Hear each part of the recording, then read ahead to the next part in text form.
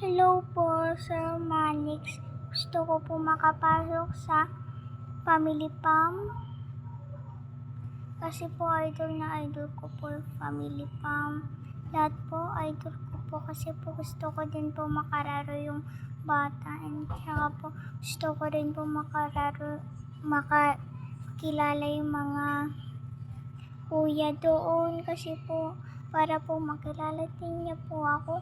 Kasi po matagal ko na po pinapangarap na makakapasok ako dun.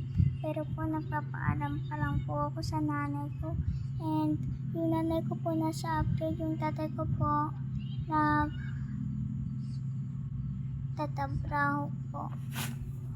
Karpentero po tatay ko. And unti-unti lang po sahod niya, kaya po hindi na po ako humihingi ng pera araw-araw.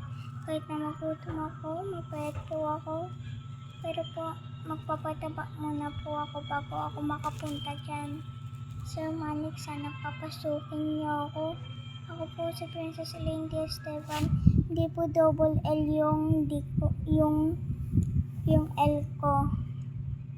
Kasi po pangarap ko po si Elaine. Yun lang po. Elaine Yay. Oh my God. Linyay po yung pangarap ko. Bye-bye po, Sir Manix. Love you nga. Pati po si Koso, kaya idol na idol ko yung si Elaine. Yung hindi po nakakakilala sa akin, tawagin niyo po akong Elaine. Kasi po, Elaine po yung tawag sa akin dito. Tsaka po yung mga kararo ko ay tita niya ako. Tita nila ako. Yung may tita sa akin, si Kylie, Yana, si Nungnong, si Anang, tapos si Kamen, tapos si Kuya Ivan. Mas matanda pa po si Kuya Ivan sa akin. Tsaka po yung pinsan ko po doon sa Manila. Tsaka po si Carlo, si Manny, tsaka po si Kila, tsaka po Kiara, tsaka po Tsaka po yung ading ko, yun lang po. Tita po ako ng ading ko. Shout out po.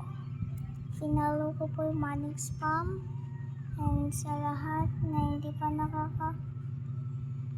nakakaalam sa akin, dito po ako nakatira sa Camilin West. Tsaka po sana po mapuntahan niyo ako kasi po gusto ko po talaga pumunta sa Manix. Gusto ko po talaga makita si Elaine Yay, po siya kay Elaine, tsaka po si Saidi, tsaka po nanay ni Saidi.